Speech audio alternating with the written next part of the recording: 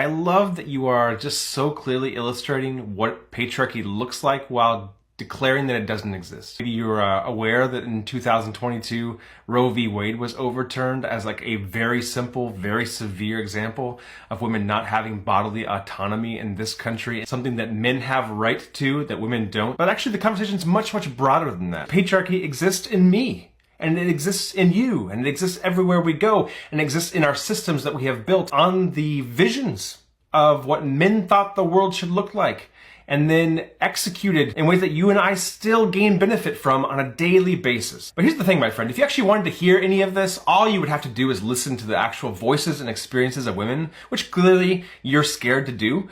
But I'd ask you to give it a shot, because once you see it, you can't really unsee it. Now, I grew up in a conservative Christian environment, and patriarchy is off the charts there. The churches that I grew up in would say that in order to be an elder of the church, you had to be married. So women in these churches can't speak, but yet a man essentially has to possess access to a woman that he is subjecting in order to prove his own masculine worth. A great deal for women, yeah? And it doesn't exist just in church. You know that. Take a look at CEO representation, executive suite representation by gender. Do you think that's equal? Do you think that women have equal access to those rooms of power? And you might say, well, it's because women haven't earned it. Women do have access, but they haven't gotten there. And do you want to take into consideration the fact that men have had a 200-year head start? Like, maybe you don't consider that to be a big deal. Women didn't have access to their own bank accounts until the 1960s. It wasn't until 1974 that a woman could actually take out a mortgage or a loan or have a credit card without having a man co-sign, right? So think about how long this country's been in existence. Think about how marriage actually was a trap for women, a life sentence to give any resources, any care, any value you had to the name and estate of your husband. And then fast forward and take a look and see if that might have had an impact, right? And if you don't think it does, I mean, that's fair. Maybe you see it differently. Let's go ahead and take you and all of your male descendants the next 200 years. We'll just make sure that all of their value, all of their wealth, all the money they make is given to the women in their lives. And let's just see how things play out over the next 2 centuries. Sound good? And you might say, well, the fact that men are disproportionately represented in leadership roles is proof of men's worth, self-inherent value. If women were as valuable, they would have those roles. But what you would be missing is not just the head start men have had, but the fact that, for example, having a child is actually the single biggest indicator of having financial ruin in someone's life for a woman, but not for a man. In fact, if you're a man and you become a father, you actually inherit benefits in the workplace because people look at you as more responsible, whereas they look at a woman as less reliable. Do you think that's fair? Do you think that's equal rights, equal access? Think about political representation. We live in a country that has never had a female president.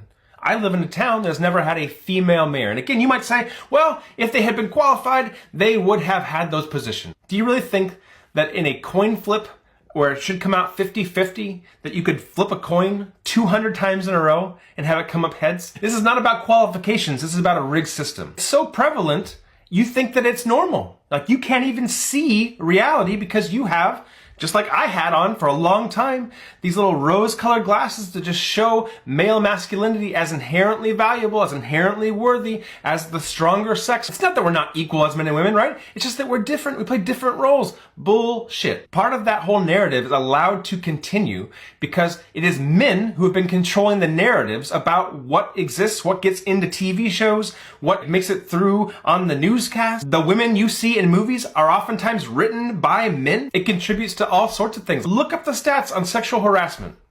Do you think this is happening equally? Do you think that there are men who have to carry keys in between their fingers when they walk out to their car in a dark parking lot? Do you think that there are men who have to find a running buddy if they want to go for a nighttime jog to the same extent at all, remotely, as women are doing? Women have to think about this constantly because we as men have been a danger to them. You might be the kind of person, as many of us were socialized to be, that think life is transactional. And as long as you do your job, as long as you keep up your end of the societal patriarchal bargain and you go to a job and you make a paycheck, a woman should do everything else. Maybe you grew up in a household like I did, where on Thanksgiving you saw all of the women making sure that everybody was well fed and well cared for, while men did nothing but watch football on the couch. Is that fair? Have you ever been to a sporting event, got up to go use the restroom and realized that you could just walk right into the men's room and get in and out of there while there was a line 30 minutes deep for the women and never occurred to you that maybe that wasn't equal access? And since we're talking about bathrooms, let's talk about pink taxes. Do you think it's fair that being born a woman means that you're going to have to pay extra money just for sanitary products in this society that men never consider and don't have to pay for strictly by being born a woman? You would think in an equal society, we'd all recognize the value that women bring in actually creating life. We'd all share that burden, but we don't. And that's not surprising because let's look at birth control. Are you aware that birth control was made for men topically and men just didn't want to use it? And even when we talk about things like condoms, that men just don't want to use them, we're putting the mental labor back on women in ways that men rarely, if ever, hold. Like, so you as a man, I as a man, have had access to sex without having to worry about my own health or how that might affect me going forward. Like, men have an option to walk away. Women have not had that. And perhaps you would think that's not that big of a deal. Because many men don't think it's that big of a deal because we've never put ourselves in the mindset of what it means to actually have a child, where your own physiology literally changes. Your brain chemistry actually changes. And you may never even recognize who you become after you have a kid. On top of societal expectations of who the default caregiver is going to be in the first place. If you have children and they get sick, do you know who the nurse calls?